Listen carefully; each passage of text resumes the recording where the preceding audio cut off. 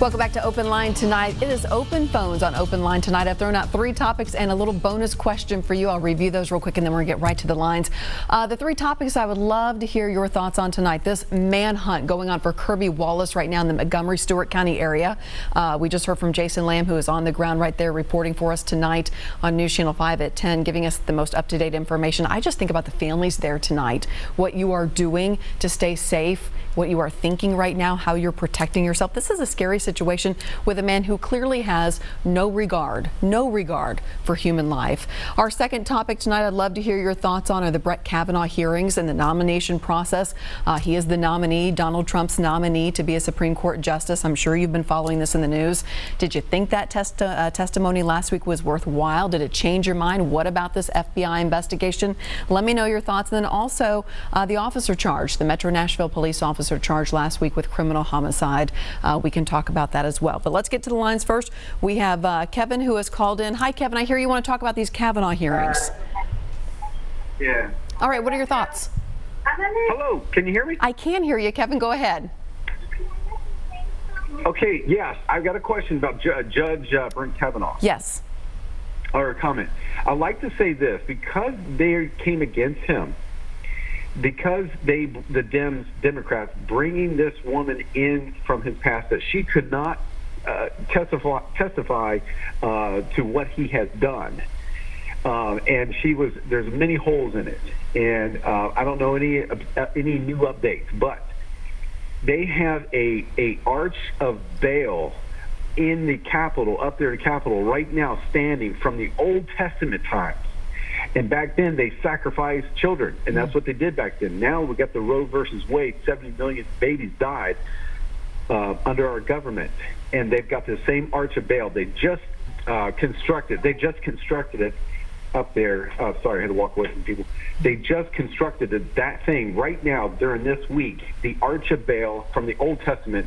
They would sacrifice these children to the spirit of Molech. This is a demonic thing that's going on. This is a spiritual thing that's going on. It's beyond our physical, what we're seeing around what's going on. It's more than this woman coming out of his past trying to cause him trouble. Do you think that the FBI investigation will help weed through all of this and kind of get to the heart of the matter and make things more clear? I think it's good that they have the FBI to show that he is innocent, to show that this woman was paid by some globalists, Democrats or whatever, globalists, I'll just say that, trying to destroy what Trump's going to do, because that's one of the things he says he's going to do, is he's going to stop Roe versus Wade. So that's what Judge Kavanaugh is going to do. He's going to end it. All right. So there's a spiritual movement that's going on right now. If you look up Google Arch of Baal, B-A-A-L, you'll see that this Arch of Baal that's facing in the Capitol right now on the lawn, you can see it, and it is bringing up this demonic spirit. And so we can pray against it, and we will win. We are in a Jubilee year, and God will have what he wants. And he's got Trump and Pence together, which sounds like trumpets. The Feast of Trumpets coming up, in the true Feast of Trumpets in October 10 and 11. This is also spelling out rapture stuff, too, for the church. We're about to be gone. All right, Kevin, thank you for your input tonight. We do appreciate you calling in. The lines are lighting up, and I do like to hear that tonight. 615-737-PLUS is the number to call. We also have Dutch on the line. Hi, Dutch. How are you tonight? Are you with me, Dutch? Dutch? Hi. There? Yes. Hi. Go ahead. Well, I wanted to talk. I'm an old retired police chief in my late 80s, and frankly, this thing's been a farce. Which topic are you talking about? The Kavanaugh hearings or the Metro Nashville police officer? No, I'll lay away from that one. Okay. It's Kavanaugh. This guy's been backgrounded by the FBI 5 or 6 times before, all for federal judge positions. And this lady, you listen to her, I was kind of impressed that but she's got nothing. She's got no dates, no times, no nothing. You can't destroy a man on innuendos.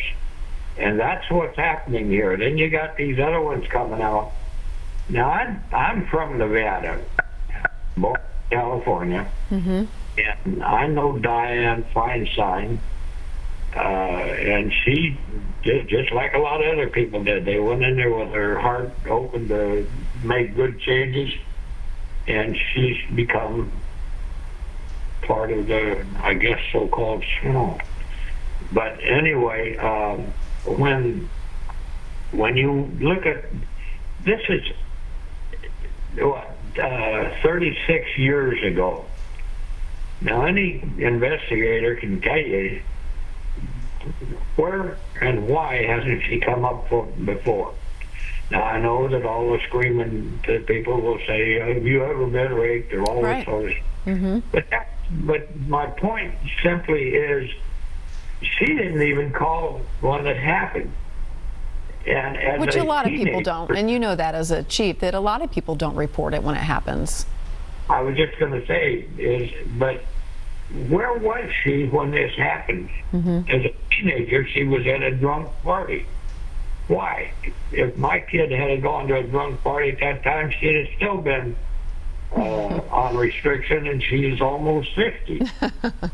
You know, so this is the point. Where's all this coming from? You got everybody throwing stones at this man, and I don't know him, never heard of him before. Yeah. But do you feel like a lot of people are saying on both sides of the aisle, when after they listened to both testimonies, which they found to be compelling and passionate, that they just walked away with no more facts, though, than when they started listening to the testimony? That's exactly my point. Yeah. I enjoyed listening to her. She speaks well and everything else, but she is a college professor, which automatically pretty much clearly tells you she's an extreme liberal. And it's just, you're destroying a man, and what other person can tell me that they were cool when they were a teenager? First of all, she says he tried to unclothe her. He didn't unclothe her, so all you got is you got two guys, supposedly, and one gal who were all drinking together, and somebody decides to touch where he shouldn't have been. And that's not rape. That's just teenagers. Would you call it assault? Normally it's assault, but in this particular case, it's just three teenagers acting stupid. You know, where if they was concerned about this and she was so emotionally distraught that she was going to die and everything else, where's the police report? Where's the records of this? Where was her mom and dad? Why didn't they know about it? You know, all of these, she said nothing to anybody. Later she talked to whatever, you know. So the fact is, there's nothing there. Now, I didn't say it didn't happen. I'm not that dumb. I can tell you, you know, legally, there's nothing there. And now then you want to bring in the FBI, who's under a cloud itself, and they're going to save the world. They're too busy protecting themselves and wrapping up what they've done to be doing this. Yeah, it's an interesting point. Dutch, I'm going to let you go because we have a lot of people on the lines, but I do appreciate you calling in tonight. I like hearing from folks like you. I appreciate it. Thank you.